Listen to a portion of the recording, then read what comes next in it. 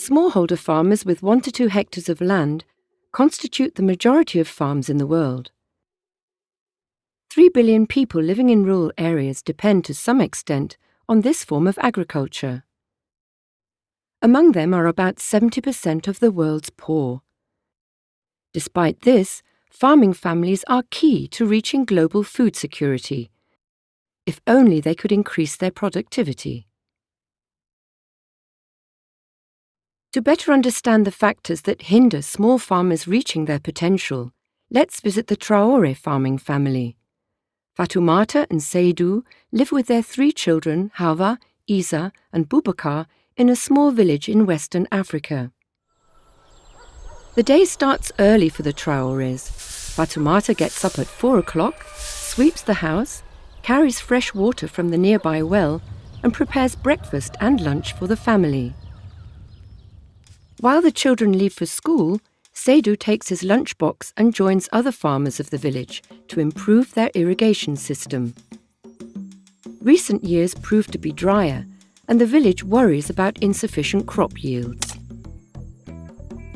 Rainwater storage would be necessary, but the farmers are not ready to invest. Though the farmers have cultivated the land for many generations, the village doesn't possess legally binding land rights, making them vulnerable to forced evictions. With such a murky outlook, farmers will not invest extra money they have set aside. To earn an extra income, Fatoumata is working at a nearby road construction site. Such off-farm activities play an important role in providing family farms with additional income, alleviating the effects of low harvest. But Fatoumata would earn double if she were a man. Over lunch, Seydou and his friends sit down under a mango tree to eat and talk about the unusually dry season.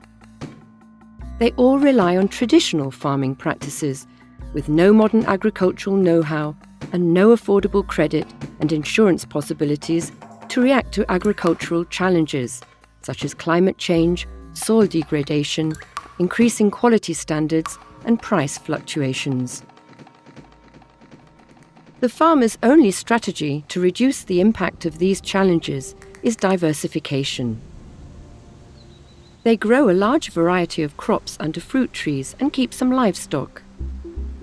The crops are often traditional varieties associated with local eating habits and potentially resistant to diseases and changing climates. Hawa, Isa and Boubacar are lucky. Their parents attach great importance to their education and can still afford to send even their daughter to school. After school, all 3 children need to help out in the house. Hawa warms up lunch for her brothers and helps her mother to prepare dinner. Isa and Boubacar gather fodder for their goat before they run off to play football with their friends. Their grandmother also contributes to the family's income by selling their produce at the local market. She is a skilled vendor, using her knowledge of traditional recipes and remedies to sell the family's produce. The construction of the new road fills the Traores with hope. The road will bring them closer to the main city market, where they can ask double the price for the farm's great variety of products. But this is not the only help smallholder farmers need to rise from poverty and contribute their share to feed the world.